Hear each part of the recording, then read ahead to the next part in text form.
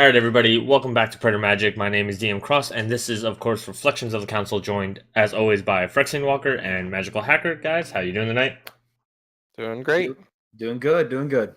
Alright, so for those of you on YouTube or Spotify or LibSyn, I've been saying, that's something I want to bring up. I've been saying SoundCloud for the past 3 weeks, and it is not SoundCloud, it's on Spotify, so there you go.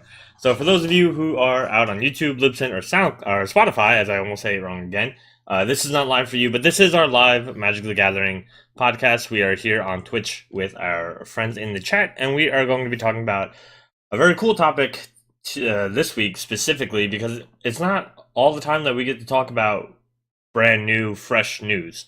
Not all the time that we're talking about something is it something that is happening right now, and this literally happened today.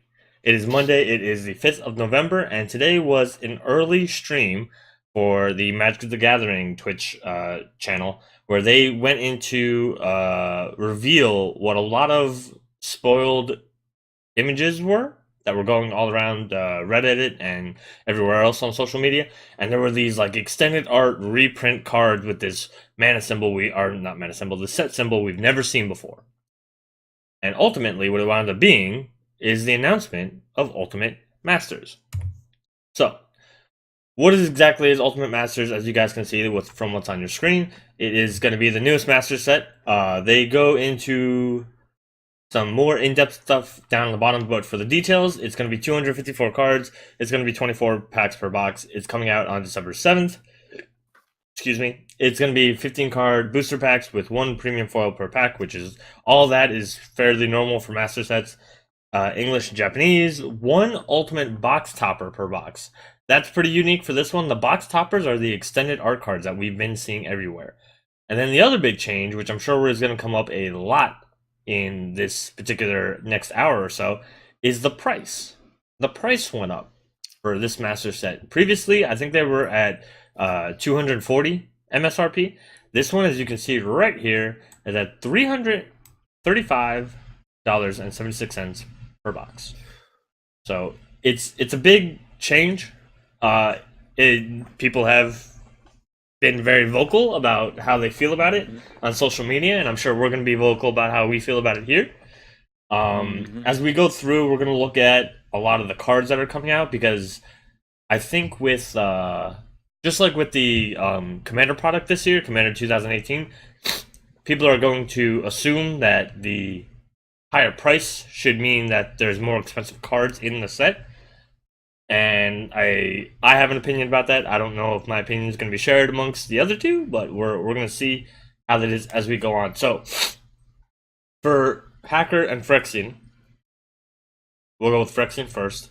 What was when you heard about this, what was your like initial thoughts as the details came out? And what I mean by details is the extended art thing, the price, and just that it was another master set in general.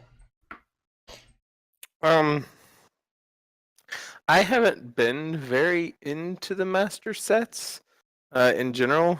I haven't bought any of the master sets other than like buying singles later on that happen to be from that set because they happen to be cheaper than the other version, and I just want a version. So I guess in that frame, like in the pricing, it helps me as a player who buys singles. I don't really buy like boxes and stuff like that much anymore, as I'm a poor broke teacher and don't have a lot of money for it, but also that I'm also a math teacher, so expected value is a thing, and when the expected value is usually lower than what I would want when I'm buying something like this, and then I see the price jump, and that makes me think that it's going to be even harder to meet EV, and it's like, I don't like investing a bunch of money in something that's not going to make a lot of return on it, and because I don't really have like a play group around here that plays limited anymore, so I couldn't even like get it and be like, hey, I want to Winston draft this, or I want to just draft this with some friends if I get a box, which is what I may have used to do like in later years. So that's kind of some of the first thoughts on it. Hacker, what do you got? I'm in the same boat. When it came to master sets in the past, I don't think I've ever bought a single pack of a master set. I always just bought the singles, and that was really the only reason that I was excited for master sets, was because of the low price of the packs meant that there was going to be a huge hit to the prices of cards that I still needed to get. Now, I think we can all say we've probably been hurt in the past by, I've got this card or I've got that card and it just got reprinted in a master set and now the price tanks and now I lost a lot of value. You guys experienced stuff like that, right? Right, DM? You experienced stuff like that in the past? I was actually holding on to my true name nemesis from the Commander product from a few years ago, and I had always said like at some point I'm going to sell this because I don't think they're ever going to reprint it because it is such a like kind of a cheap quote unquote card where like it's cheap in the game, right? Like it's kind of a crappy card to see on the other side of the playing field. So when they reprinted that for our Battle Bond, I believe, that was kind of like the moment of, oh man, like overnight it dropped like a third of its price, I want to say. Yeah, something like that. Yeah. Oh. Yeah. I get where you're going with that. Yeah. So there was definitely like always upsides and downsides, and that's a lot of the reason why there are people who don't want the prices of cards to drop, because that means that it's a big hit for them personally. But for me, that was the reason I was kind of the most excited about master sets, was because prices of cards were dropping. I've always been a broke college kid, especially when I first started, so it was always a good thing. What about for you, Friction? Did you ever have that moment where you're like, man, I held on to this card for too long? I mean, occasionally I sell cards like to buy other cards. Like if I'm really done with this card, I'll sell it to like, and it has some value, I'll sell it to like build another deck or something.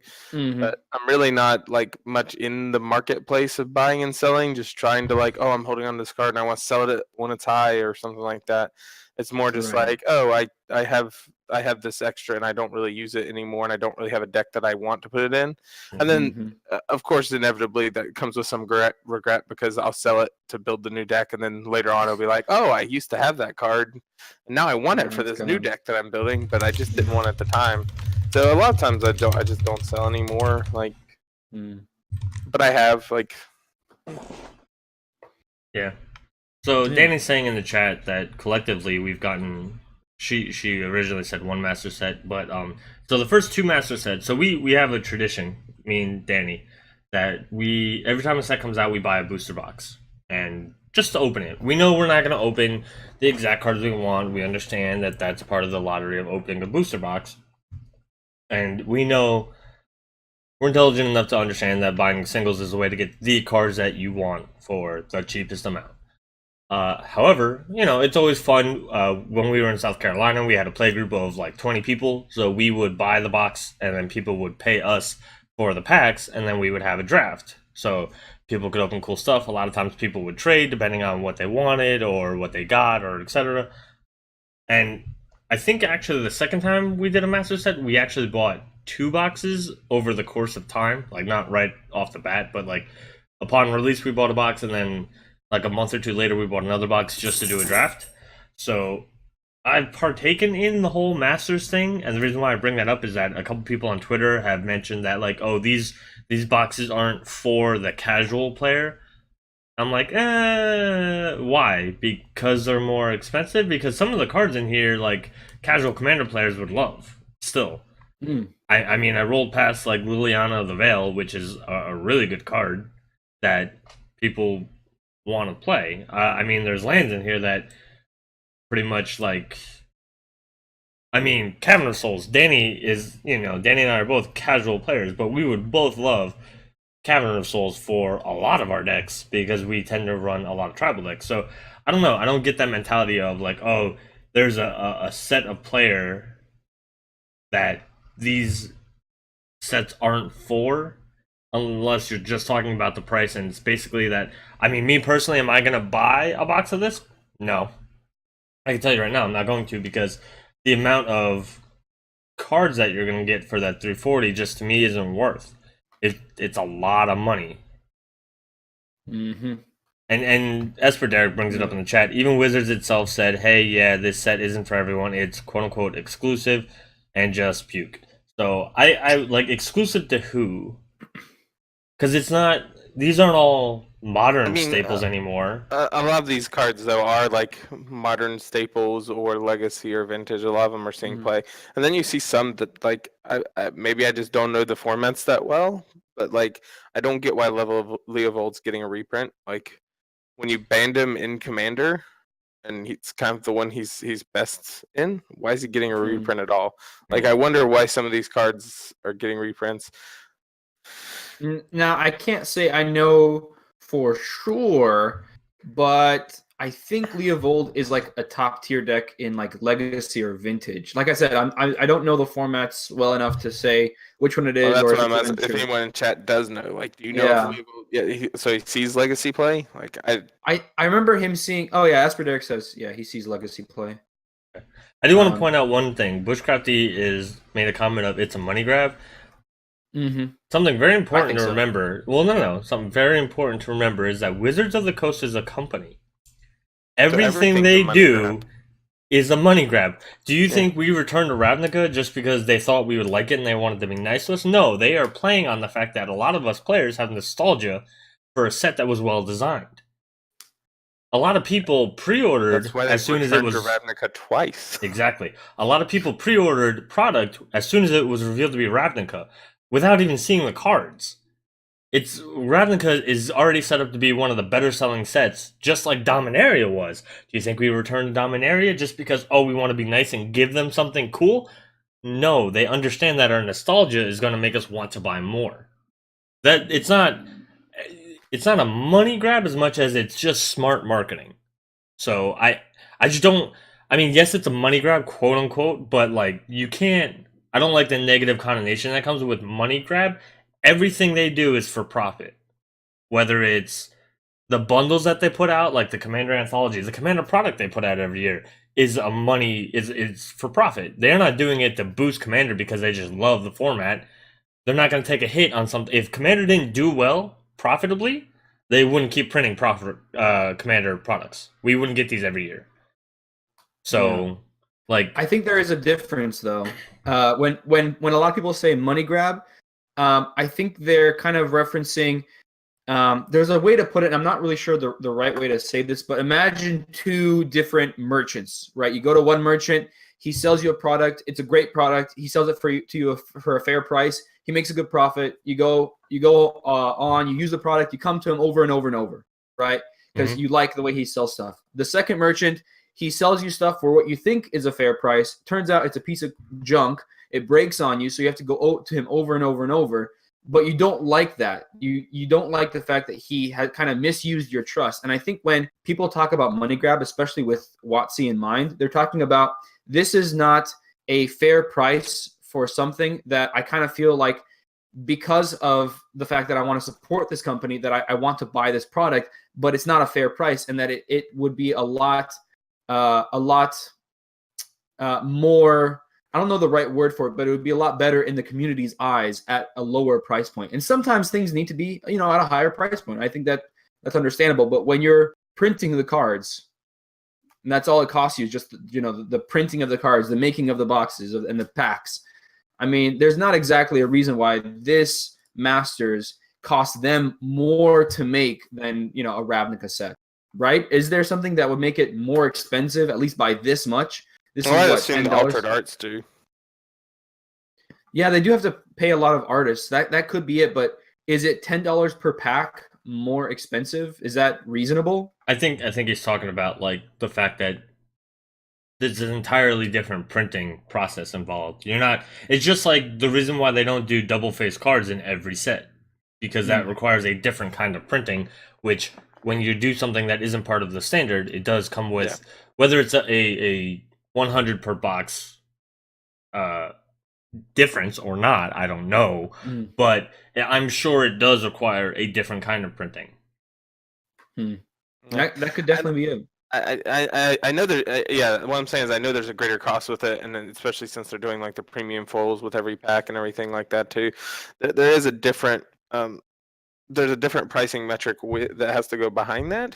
Because you're definitely, if you have a full with every pack as opposed to a full with like 1 out of every 12, I think is what I saw the number a while back was, and that's a big difference in terms of that as well, because you're having to print more foils, and printing foils is more expensive than printing regular cardboard cards. So there is some pricing adjustments, I'm sure, for that. And again, I have no idea if it's really equal to the $10 a pack they're charging or not. But I really don't see I've never understood the money kind of like what DM seemed to be saying. I've never understood the money grab arguments, because they are a company. Yeah, of course they're trying to make money. Yeah, I mean, if you don't want the company you're buying stuff from making money, then you don't want the company there to buy stuff from anymore. You know, if I all of a sudden say, "Oh, well, EA Sports is just a money grab. They're just printing all these Madden games every year to grab money, and they're printing the," if I say that, then I clearly all of a sudden don't want to play Madden football anymore, because if they aren't trying to make money, they will shut down. Or like you could say that. Yeah, I mean, it's true. Basically, you can say that with anything. You're like, oh, McDonald's, they're just releasing McRib again this year so they can get some more people in, so they can buy some more, or like, we could say that with any capitalistic enterprise. They're all trying to make money. If not, they end up like Toys R Us and Baby R Us that's shut down, or other companies that have shut down in the last year. They're coming back. They got a new name. It's like, do you still want these things? Because if you want these things, then they have to be competitive in the marketplace they're in, or they're going to die.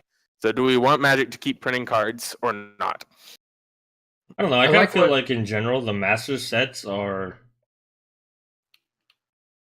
and it's probably because I don't play the formats that these are probably more geared to. But I've always felt like they're unnecessary. The reprints are never so good that they really make me want to buy the boxes. And then even then, if you are needing certain cards for those older formats, you typically don't just need one. So when it's a rare, you have to you're not going to open up boxes and boxes and boxes until you get a playset of a rare. That's just not. I mean, maybe you are. You're going to buy singles for the the 1 month period where they're actually cheaper before the price spikes back again, because everyone's buying singles so that they can get them while they're cheaper. Because I mean, I think Bush was the one who said, just look at when they actually reprinted Fetch Lands. It's like, yeah, for a little bit they were cheaper, and now look at them; they're back up as higher than they were before. Yeah. So I like what Esper Derek here said. He said there's a difference between reasonable and exploitative, though. And to kind of go back to your example about the McRib, for example, let's say they knew that people wanted the McRib so badly that they made it $25 each. Right? Would there be people buying the McRib? Well, then guess what? You don't have to buy a McRib. Yeah, but would there people like Demon are saying, like, if you feel like that this is to the point where you feel like for whatever reason personally that's not you feel like it's exploitive, then don't buy it, and guess what? They won't do it again. But would there still be people buying the McRib? Absolutely. But there'll be some people, but there won't be enough people doing it that McDonald's justifies their profit margins. Don't also forget that a lot of people who might in the consumer economy, consumers have a lot of power, but their power comes from what they do and do not buy. So if you say on one hand, I feel like this is exploitive, and then you go out and buy 4 boxes, then that's not using your power as a consumer effectively. But your words and actions aren't matching up. Yeah, I can see that. The actions are the more important thing, because that's the thing that the company. Because that's what the company's going to look at. If the entire community is griping and saying, "Oh, this is exploitive pricing. This is way too much. This is way too much," but they still sell like as many boxes of this as they did of the last Master set when it was a lot cheaper, they're going to say, "Well, guess what? Your actions and words aren't lining up, so we're going to keep doing this." Whereas if people actually say, "Hey, no, this is too much. We're going to draw a line here and not buy this," and they don't have the profit margins on it that they did because they aren't selling as much bulk of the product, then they'll have to re-examine their pricing strategy in the future. And or if they do Masters series in the future again, because if they end up not making money off of it and they feel like they can't make money off it at the lower price point, then what do? They don't print Master sets anymore. Yeah. Also remember that a lot of the times these boxes do tend to get bought up by stores, and like some stores will open the packs to get to the high price stuff to sell, because there are times where you do make more money off of the singles. Oh yeah, especially in a set like this, because again, like Liliana the Veil of the revealed toppers, of the 40 revealed toppers, is right now as we're talking the most expensive one at $80. So if they open up a regular, on the right here, a regular Liliana, they just open up $80 value that they can sell for $80. That's a store selling, right? So if I as a person open that, chances are, unless I'm selling to another person, I'm not going to get $80 for it. If I sell it to a store, I'm going to get less, because stores don't buy for what the advertised price is. what everybody's selling for, because then how do they make a profit? But if a store opens up a Liliana, they sell it for straight $80. Yeah. So they get kind of the value. Something else that I see here, I looked at the Reddit thread just kind of quickly. Someone else said this, that and I don't have the username. I would say if I had their username, but they said maybe it's the fact that when stores get the master sets, they would already, not all of them, but many of them would jack up the prices to these kind of crazy amounts. And so this is WotC saying, okay, if you think that they should be sold at this price, then we'll sell it to you for this price. And they're trying to say, the stores that are jacking up the MSRP to this kind of ridiculous amount, that this is what they're trying to call out. What do you think? Do you think that makes sense, or that's kind of just baloney? In my experience, I've never had a store sell me anything that wasn't at MSRP or sell me something over MSRP. Never had it. So every time I see stories like this, I'm like, I must just be really lucky, because obviously I can't be the standard, right? There's no way, because that's anecdotal and that doesn't make any sense if you try to look at it that way. But I don't hear it enough to fully understand how many people are going through it. So there you go. Dreadbeard just says it constantly happens around his area. Bush says that's baloney. And again, that's just me. I've only been to maybe 20 LGSs in my life. And that's because I've moved around from New Jersey to South Carolina to Virginia now. If I go to... Actually, I'll even tell you this. If I go to my LGS here in Virginia, even after the whole thing where Wizards was going to basically outsource the box distribution and jack up the prices for the LGSs, they still sold me my Guilds of Ravnica box for $90 because it was a pre-order. They said once they got them in store, they wouldn't hold that price anymore, but pre-orders, they would still respect that price. And I asked them, are you going to do that for Allegiance? And they said, yeah, probably, but we don't know if we can keep it up after that. So they are taking a hit as of right now because of that's been their tradition this far. So I'm sure not every store does that. I'm sorry, people don't run stores like that all over. But, and then in South Carolina, I knew the owner of that store. Him and I were friends, and he knew I ran the group out of my house because we lived on base. And a lot of people didn't want to go off base, off the military base, to play cards. So here's this place where you can go and you can fit 20 people and we can play cards.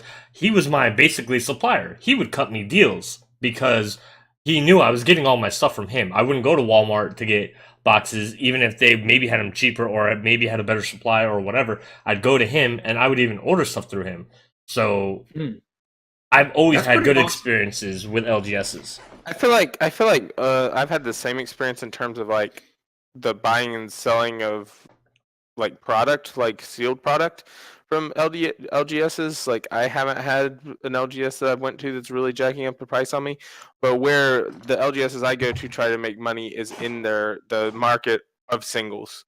So like I've heard of people talking about LGSs that give like 75% value on singles in cash, and like the LGSs I've been to never do that. You're talking like if they're paying you cash, you're talking like 30% value.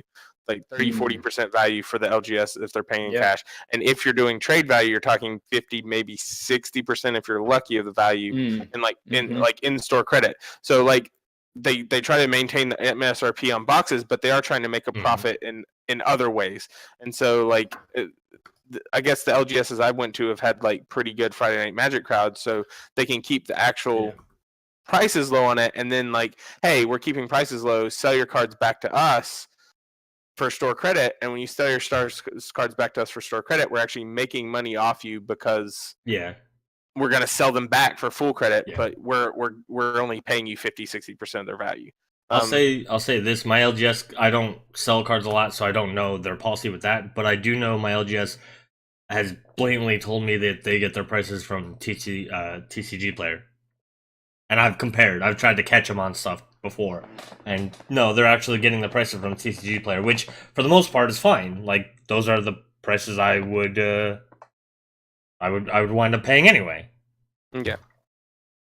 But would you guys say that this idea that the reason that WotC is doing this is kind of as a result of those stores that even though they jacked up the price to that high level, they're still able to sell the sets So they're saying, well, if the stores are making this like, extravagant profit, then why can't we make it into the game of Magic itself? But why? My opinion with that is, why would Wizards want to cut profit from the stores? Especially when they just had a huge drama wave about cutting profit from the stores by jacking up the prices of the distribution. Yeah. That was a Maybe- big thing recently, and now people are trying to say that, oh, Wizards is trying to cut into LGS. So Wizards just went on and basically said, we're offended you guys think that we're trying to kill the LGS scene because we're trying to do other things like Nexus of Fate buy a box promos and the Fire and Song buy a box promos that were, for the most part, fairly successful from what I've heard. Nexus of Fate wound up being a big friggin' deal. Mhm. Yeah. Right? So I don't know. I don't see Wizards saying, oh, look at the LGS profit. Because really, if you compile all the profit that LGSs really make off of jacking up their prices, Wizards, do you really think it's a blip in the Wizards like profit margin? I can't believe that. Or especially like Hasbro, if you take it from their parent company. Yeah. You asked, would there be any reason that WotC would want to kill the LGSs? Well, I mean, they are pretty proud of Arena. I'm not saying this for sure, but who knows? They might be trying to make a push to go totally 100% online. But instead of making it like their decision that they want to do, even though it is something that I would assume that they would want to do, it might be something that they say, because so many people want to play online as opposed to in paper, we're moving to simply online. I don't know. You're They're reaching. gonna have to do a lot better with Yeah. their online interfaces then, because That's Hearthstone would kick their butts right now if they tried that. Mm. Like, Yeah. if you want to play an online card game, Hearthstone is a way better online card game to play than Magic the Gathering. we're Well, tying I don't know Hearthstone about nowadays that. on Twitch. We're tying Hearthstone now. I don't know about I don't know about better. I mean, it is better if you enjoy the rolling dice, I guess. Stop it. It just has a much better online interface. It's a much smoother gameplay than either it looks MTG sweet. or Arena. It does by look far. sweet. So if It they're does going to look compete on the online market and say, hey, we aren't selling paper Magic anymore, they have a lot of work to do, is what I'm saying. Yeah, I'm sure that's something that they want to be able to do, but I mean, right now they have so much going into designing the cards so that they can be printable. Let's talk about this master set. Yeah, we got way off. the fields here. Are we going to have paper Magic anymore? Oh man, Bush just brought I up a topic that I will rant about for like the next 3 hours. The arena issue is you can't break down cards to get what you need. Oh my god. If somebody says fifth card to me, I'm just gonna flip this desk and walk out. But I feel like I should have grabbed aluminum foil and made like an aluminum hat for the conspiracy theory week on Reflections. Yeah, there it is. Magical Hackers Conspiracy Theory Week. Coming in a week soon. So I will say, because we were talking. Son of a bitch, Bush. He said it. Fifth card. We were talking a little bit. Well, you taunted him into saying it. Come on, but we were talking a little bit before about like the actual 40 cards that you can get with the basically almost buy a box promo. I mean, they're calling it something like they're calling it different, but Toppers. that's basically what it is. Yeah. And like how pissed off I would be if I bought a box at $300 and some dollars, and then my card that I opened is a Stirring Wildwood or a Tasigur. Yeah.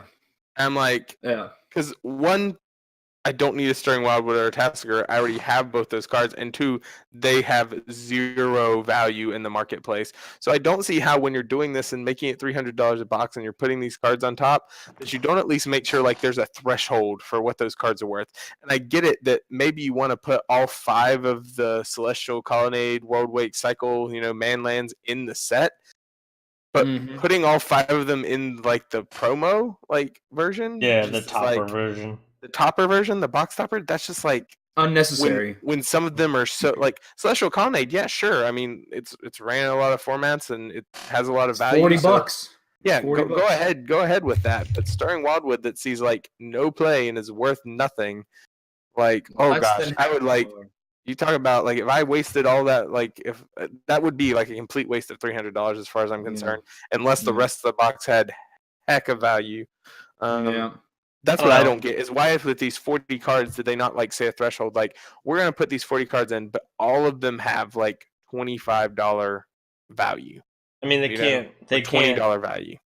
They can't come out and say that though, because they don't quote unquote recognize the secondary market. Yeah, but it's Whether you secondary believe market. that or not, whether They you aren't- they believe aren't- it or not, that they is aren't- their statement. So they can't come out and say, "Well, these are." It would be too obvious. I think $10 maybe, right? Like you should have made it so that each card was at least $10. or something. Yeah. I'm just saying something. Like there should be a threshold. There should not be a card that is worth 49 cents on the secondary market that you're printing as a box topper for a $300 product. But That's they don't know ridiculous. what the secondary market is. But here's the They thing. know if what the secondary market is. They can pretend they don't, but they know it's there. They know it Yeah. exists. They know people are selling their product after they open it. They know all this is happening. They can't just pretend, like close their eyes and be like the kindergartner on the playground. I don't see you, so you aren't there. Mark And- Rosewater goes into an LGS and sees cards in a display case, and he thinks that's just the owner's collection. Yeah, Up there for just yeah. humility. That's I all close he my thinks. eyes. You can't see me. I can't see you. No, I honestly think like if they really wanted to have a cycle of lands as the box toppers, why not do all 10 fetch lands? Even the cheapest one, which is the green white one, is only like $11. That would have been fantastic to do as box toppers, in my opinion, at least. I think that would have been fantastic. The And fetch now we don't lands have- aren't. They're not reserved, are they? No, the fetch lands aren't. So, what do you think will be reprinted? Els Martman asked that question. As the commons and uncommons, I don't know. We did get one non-topper card. It was Entomb, which, Is it rare? yeah, as a rare. Yeah, that's the one. I'm That's just, just saying it was there are one 41 card that cards we. out there in the void. Yeah. The one non-topper card that we do know about is Entomb. So far. What is it next? Next Monday and Tuesday, or the Monday and Tuesday after Thanksgiving, something like that. They're gonna do the preview week. Let me see if I can find it on here. But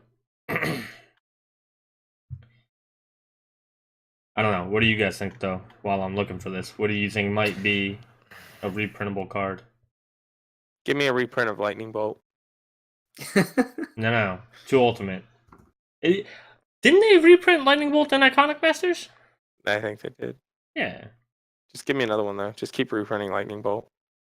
Greatest red magic card that will ever be printed. Just reprint it every time you Too can. powerful. Keep it as standard, but just reprint it every time you can for everything else. Too powerful. We'll show off the rest of the set starting November 19th here on Daily MTG and around the web. Yeah, so I don't know. Like I don't feel like I know enough about Wizards product development to really like make an accurate guess on what the commons and uncommons will be. I just Well, Like I This is said, the money top. dear Since God, let's hope not. why? Or a Why? shards. Aura shards? Yeah, uncommon. Go. Oh god, do I not know how to spell divining? I never know how to spell divining. Shattering spree at uncommon. Let's go. I don't know. Top was I already think so. reprinted in a Masters set. Strength of the Hordes. See, that's the thing. Like, so many we've had so many Master sets so consecutively that it like a lot of cards have been reprinted. Yeah. Oh yeah. But What a lot of, card? like, and the thing is, like, a lot of those cards that have reprinted have already regained their value, and it's like they could, if you want to keep value down, you could use another reprint. Yeah. But then Collected again, they company. don't recognize the secondary market, so they aren't really printing the cards to value down. That's not why they're doing it. Yeah. See, There's it's interesting supposed they to say be they cards. don't recognize. Go ahead. It's interesting that they say they don't recognize as opposed to they don't acknowledge. Because I think acknowledge would be the better word for it, right? Recognize means like you dismiss their authority in like the secondary market, they don't know what to really sell these cards for. These cards are much lower than what they're selling. You know what I mean? It's just a weird word that they chose to use. They mean the same thing, though. They ultimately mean that we don't print cards because they're expensive in the secondary market. That's all they're trying to say. But they do. But you can't prove that. They can also know that is why the master set have been so popular and have been so successful is because of that fact, right? They can acknowledge that. So Bush, the reserve list cards are a little bit different because that's an old agreement to keep the game alive, blah blah blah blah blah, for the collector part of it. So that's the only one thing that they recognize is an agreement that they made to collectors way back when. But that's still not. We won't do this to you.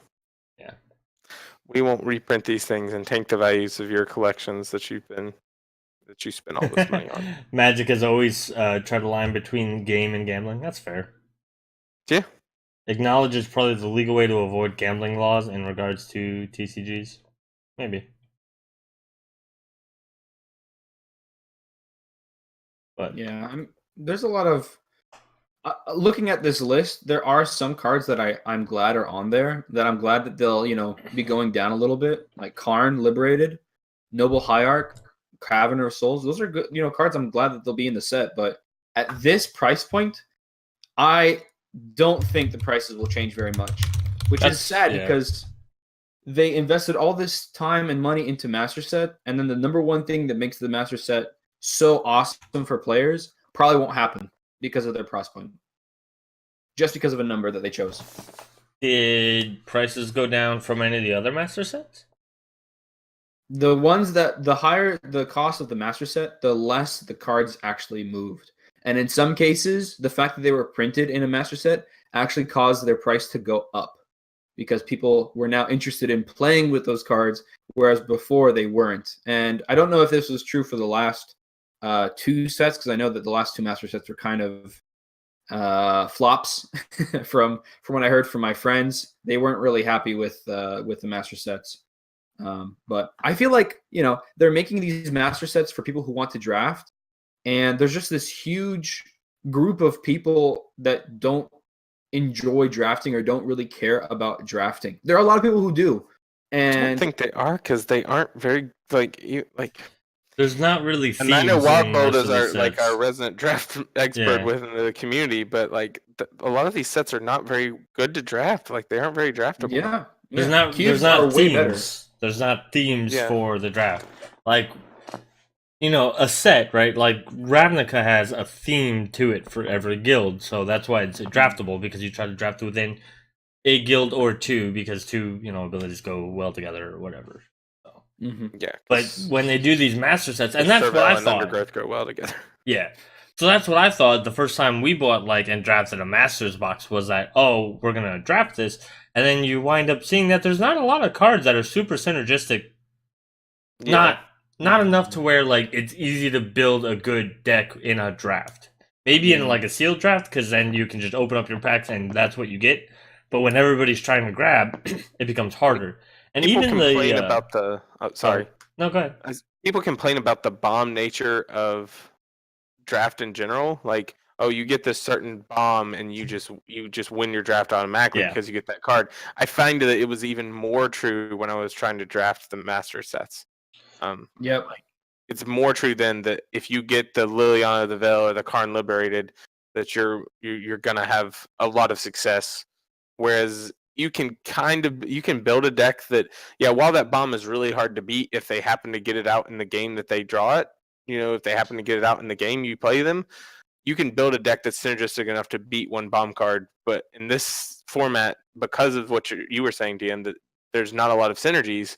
You can't really do that. You can't overcome the bomb card that somebody's gonna get. Yeah. Do you guys remember Game Nights did a Modern Masters draft? Or it wasn't a Modern Masters, it might have been Iconic. I don't know. It was some Master sets where they drafted with Wedge and Professor, and Jimmy was still around for this one. You guys remember that?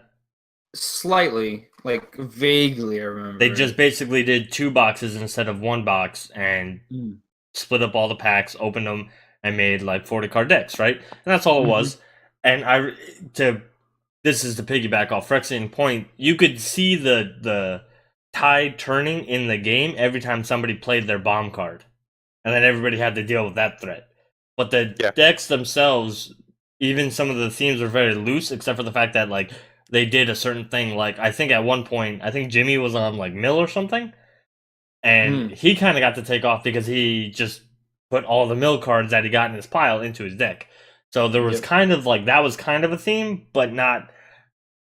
They were loose. They're very loose themes where it's not like you're used to when you're normally drafting. Again, going to go back to like Ravnica or like Khans of Tarkir, where there's legit synergies between, you know, your colors and certain cards because of the tribes and the guilds. I mean, or even Innistrad or Zendikar, those blocks, like even blocks that aren't very like tribal based or like guild based or like colors, you know. Even Innistrad, you know, sets that aren't tribal based. Sir? Like one of the more tribalistic sets I've ever seen in my life. But that's what I was saying, like tribal based or color based. That's what I was saying. Like, oh, okay. Innistrad wasn't very like guild based. It was and Zendikar wasn't very tribal based. Yeah. But yeah, I don't know. I guess I said my sentence very poorly though. That's fair. I've just never drafted a box of Masters and felt like my deck was very good past like, oh, my cards are very good. You know what I mean? So, and then like seeing some of this stuff, like I guess maybe with like Reanimate and Entomb, maybe there's gonna be like Reanimator style deck, I guess. You're gonna flip the big Eldrazi's. That's the only thing I could see. Well, and you've got your show and tell type cards. They've got the T card, Through the Breach, with the sweet art. That art is the sweetest. It's so funny that the Through the Breach art is sweeter than the Emrakul art, and it has Emrakul on the card. I just think it's so funny. Look at this little person for scale right here. They're just admitting that they're like, this is the only reason this card should ever see play is Emrakul. That's what. Well, here's the thing: that little person is Nahiri. So I know. This is her bringing Nahiri into. Yeah, that's awesome. Scale Nahiri. It's a cool art. It's a cool art for sure. Yeah. This is the upside. This is the positive note of the stream. This art, at least in my opinion, is like this is my favorite thing so far. Is this? I don't know. I'm still excited to see a lot of these reprints though. Again, Liliana, $80 card. Yeah. I'm assuming she's going to go down. Even if she doesn't go down, so excuse me. Somebody mentioned in the chat the biggest price loss was Battle Bond. Battle Bond still got cards like Doubling Season down to like half price because Doubling Season was over $60 before Battle Bond announced that it had it. Because I knew because I was looking at it for my Joda deck, and then now it's sitting at like 35-ish, I think. So Doubling Season is still unless you're talking about a Judge foil, which if you are trying to get a Judge card, then you know what, you deserve to pay your money. But like Doubling Season dropped down, so even if Liliana drops down $20 instead of $40, I mean, I probably won't pay $60 for Liliana, but there will be people who will be more willing to pay for $60 as opposed to for $80 for the card. So yeah, and again, and without who went out and bought her when she was $100. Exactly, and again, people like that price wouldn't have gone down without this set. Unless they reprinted her in another set, which I didn't think Liliana the Veil was going to get a reprint. There was never a reason to see that card again. Yeah, no, there wasn't. Like Karn, who's even back in... Unless the old Karn they did as a masterpiece part for like whatever set, whenever he tries to go back to New Phyrexia or whatever to blow up the Phyrexians. Except for that which you set... won't be able to do, but... Huh? Said what you won't be able to do, but that's that's gonna blow up in his face. Vorthos, you know, spoiler here, that's not gonna go well. Anyway, but like unless they were to reprint his original card and that as a masterpiece, I would have never. Why would we ever see a reprint of Karn? I can't imagine. Have they ever reprinted a Planeswalker in a standard set beside core sets? I don't think they ever have, right? They've never done that. And I mean, it'd I be know they standard legal? reprinted the original 5 Lord ones a bunch, but I think those were mainly in their core sets. Okay. Those aren't reprints. Those are getting new cards, right? You're talking about No, reprinting I an mean, original card? yeah, the actual like an actual reprint of a card, not of the Planeswalker type. No, I'm talking about of the Planeswalker card. no. Yeah. I don't think any original card has come back again. Not even Not in core standard. sets? No, well, not in standard. Not In core sets. The original Lorne Planeswalkers were reprinted. yeah. I Oh, thought so those were too. their first versions? Yeah, their first versions. Oh. The very originals, like Baby Jace and Garrick Wildspeaker, and Oh, those yeah, got that's right. they got reprints before they really started on the Planeswalker train and Mm-hmm. like made the entire game about them, and that's a different Even story. But even before they Nicol did that, Bolas. is they were reprinting those. Even Nicol Bolas got a reprint in a core set, right? Yeah, but not outside of the core. Yeah, Yeah. because I mean, in all seriousness, they could end up doing like some of these older Planeswalkers. They could always put them in a core set. Imagine how cool it would be to have like a Karn themed core set, kind of like how they had a Nicol Bolas themed core set. I feel I like think core that'd be pretty sets sweet. moving forward are always going to be kind of like Origins now. Like M19 was basically Bolus and Ugin's like origin story essentially. Mm-hmm. And then we had Origins, the actual set Origins, where we had the 5 Planeswalkers and their origin tales. I feel like moving forward, that'd be a really cool thing for core sets to basically give you the Yeah. core cards, like that you like. Nobody wants to see murder in every plane, right? So, but it's Right. a decent card to have. Yeah. So It's every you can get standard. you can get your murders out of the core sets, but only if it ties really well into that Planeswalker. And it doesn't Yeah. always have to Imagine. be single colored Planeswalker either. Yeah, they could do a cycle of 2-colored ones. They do let's say Narset for white blue, Angrath for black red, Domri Raid for red green. I mean, that'd be so sweet if they did something like that. No, they gotta bring Tybalt back as black red. Black red, yeah, Tybalt, my man. Tybalt. That extra color will make him not worthless. He's like the Waluigi of Magic. Except Technically a villain, but Waluigi's everybody actually laughs at good. him. Hey, Ish. well, hold on. What What? was that about Waluigi? He's actually halfway good. He is the joke of the Mario universe, I'll have you know. Yeah. Just because you're a joke doesn't mean you don't kick ass. Okay. Was this a Magic podcast? I always forget. Let's not have this Mario discussion all of a sudden in the middle of our podcast. Hey man, Super Smash Bros. This coming out soon. Master set, Yeah. I mean, No, Master Set's way more I'm important than like- talking about World of Light. if I were to open a pack and I got like an Ancient Tomb or something like that, that would be pretty awesome. Like there are Mhm. cards that I see in here that if I got another one of, like even another Demonic Tutor. I mean, I already have like 3 or 4, but if I got Mhm. another one, I'd find another deck to put it in. Cavern of Souls. I know I have at least one in my Slivers deck, but if I found another one, I'd find a deck to put it in. Yeah. So there are cards that I see here that they've released, because like DM said, that's not like this is like these cards will be in the actual sets too. It's not Yeah. like they're only in the box toppers. So you could open a Liliana the Veil in your set, even if you get very unlucky and open a Starring Wildwood in your box topper. So you'd be like, open your box topper first and be like, shit. So here's Starring something. Wildwood, what in the world just happened to me? And then all of a sudden, 2 packs in, you've opened a Liliana the Veil and a Karn, and you're like, oh, okay, well, I'm fine now. Like, Yeah. I didn't get the really cool 4-outs or these, but I got both these cards. Two- That's Yeah, you're fine. gonna run them anyway, right? Yeah. Like, you're gonna play them, and you're like, oh no, they're not the extended art ones. Can't play these. Yeah. So, So there are here's people. those here's a very really special curious people. thing.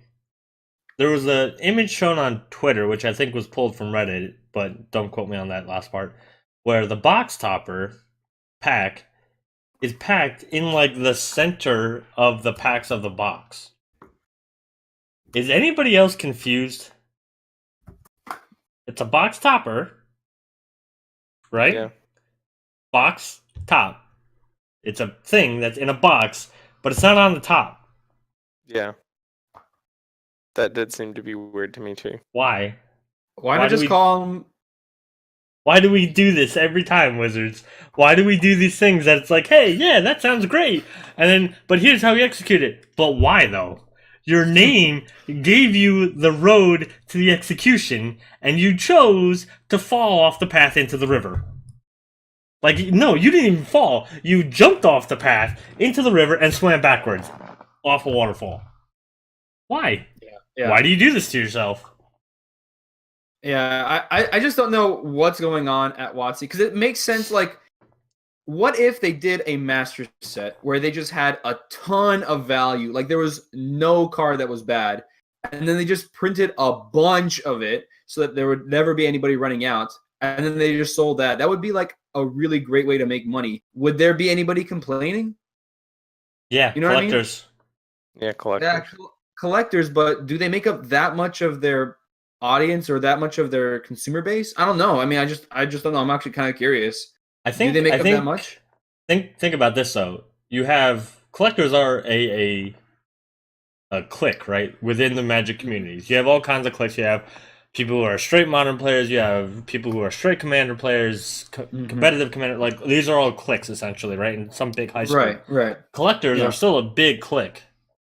And Yeah. imagine if any clique in high school, right? If they walked out of school to protest something and said, we're not coming back until you fix it, what happens?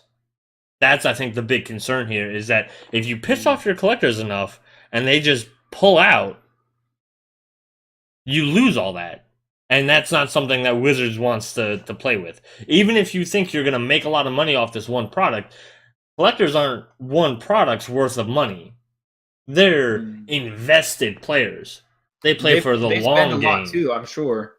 They probably spend more than all the other groups probably do. Yeah, they probably move a lot of money. Again, but that's even then you bring up the point though, not you, but then the point gets brought up again of collectors are mostly invested in the secondary market. So And you don't want those doesn't people to recognize up the and secondary market. yeah, you don't want those people to up and leave, but they still have to. Those people still probably have to buy. They still have to profit Wizards at some point for them to care. So. Yeah, and I guess it is kind of tough to try to appease everyone without pissing them off, right? Because it's kind of they're at odds with each other. The consumers that play the game want all the cards to be easy to attain. The consumers want the cards to be difficult to attain. So they literally want like contrary things. And so I don't know. Maybe they felt like they lost too many collectors due to the first two master sets. But was that the case? Was that something that we saw? What do you guys think? Friction, did you see that? Like as something that Wizards was even talking about, that they lost too many collectors thanks to the first master set? I don't because I don't think they're gonna admit that's a concern of theirs. Yeah. Like even if it is a concern, other than the fact they did the reserve list, they aren't gonna admit it's a concern. Yeah, because they can't acknowledge the secondary market, right? There's also the idea of expected EV, which is estimated value when it comes with the sealed product. If EV is high for a box, people wouldn't get a box, and stores would just crack boxes to sell on the secondhand market. Happens with the release of the first Modern Masters, and that's kind of what I was saying before. Like if people aren't buying these boxes from the stores, but the stores understand that there are cards in there that they can then sell for to make up the profit of buying the box themselves, they're gonna do it. Oh, expected value. I'm sorry.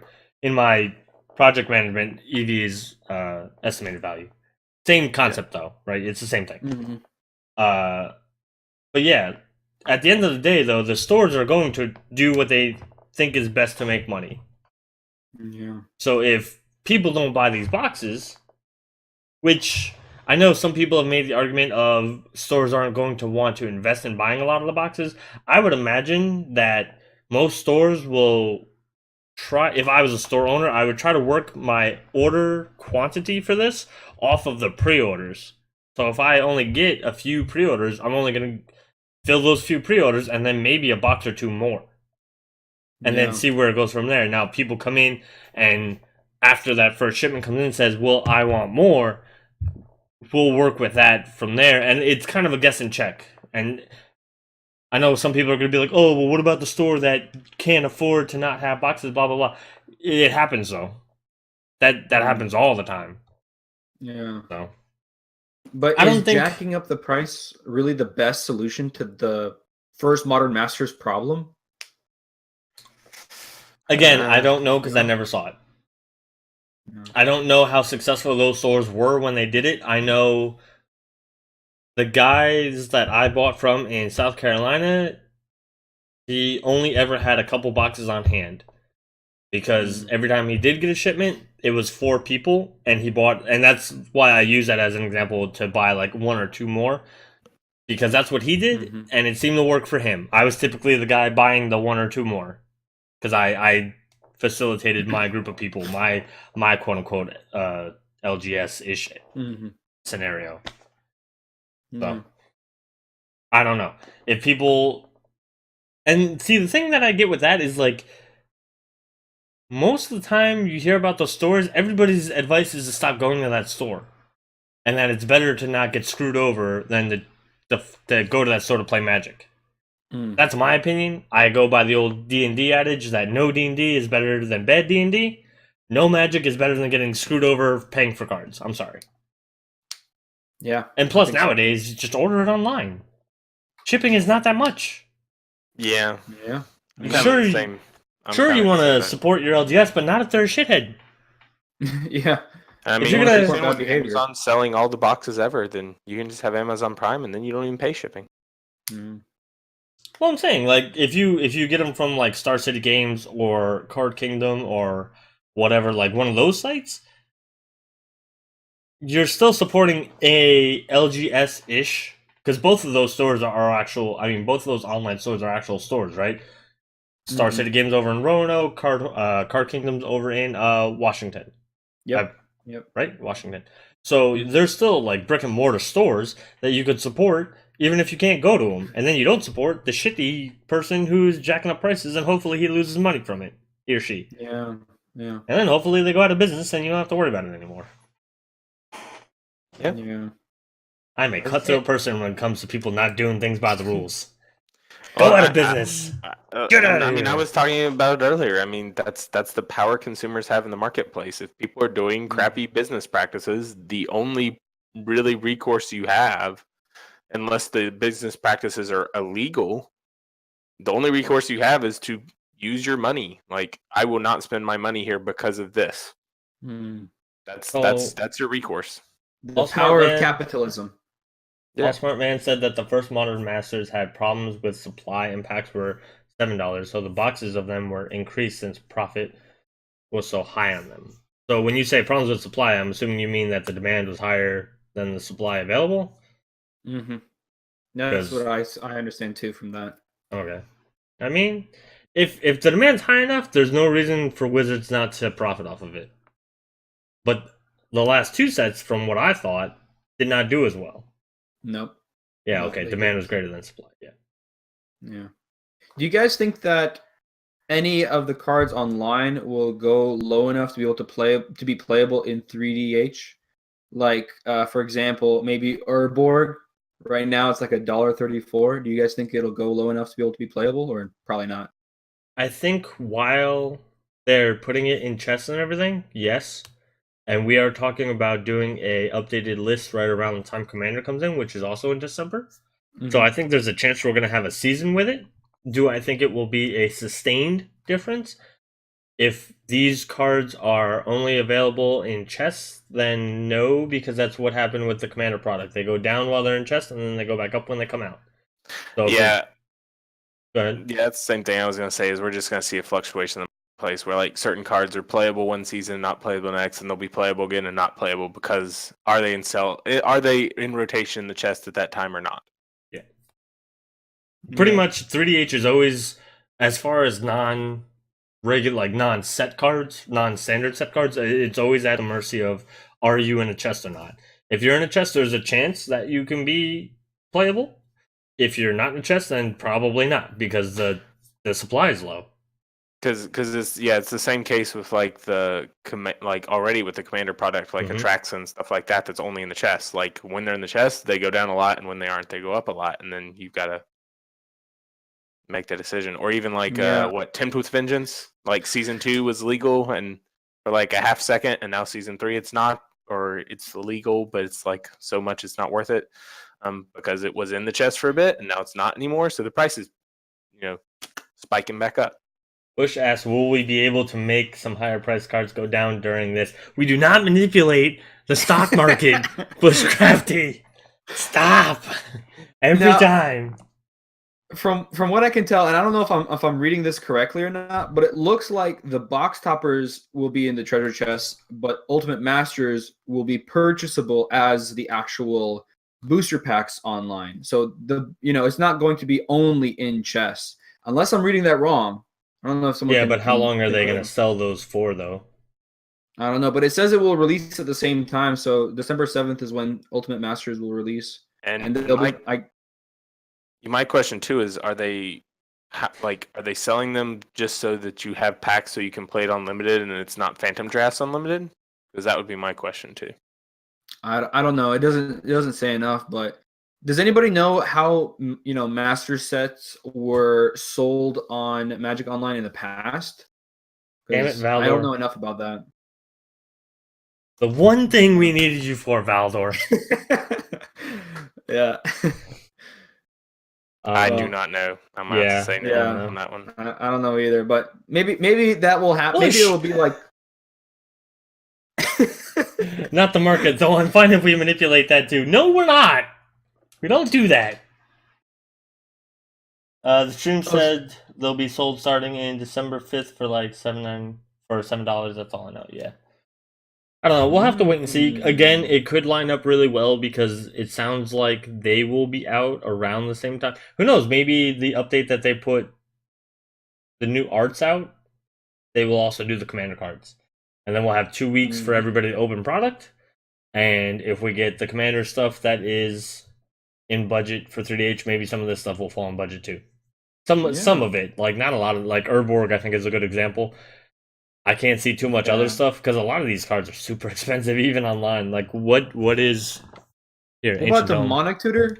You think Demonic Tutor might fall to playable? I don't know. It still seems like it'd be really expensive. It's $3.44 right now.